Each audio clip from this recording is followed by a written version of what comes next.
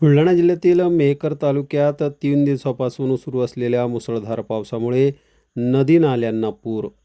बुलढाणा जिल्ह्यातील मेहकर तालुक्यांमध्ये गेल्या 3 ते 4 दिवसांपासून मुसळधार पाऊस होत असल्याने शेतात मोठ्या प्रमाणात पाणी साचल्याने पेरणीचे कामे खोळंबले आहे.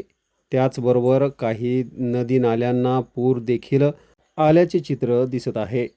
तर काही ठिकाणी सुरू असलेल्या रस्त्यासंदर्भातील कामावर आलेल्या कच्चा पूल वाहून गेल्याचेही दिसून आले आहे.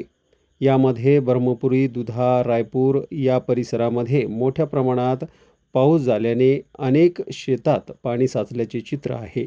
तर काही ठिकाणी रस्ता वाहून गेल्याची ही घटना घडली आहे.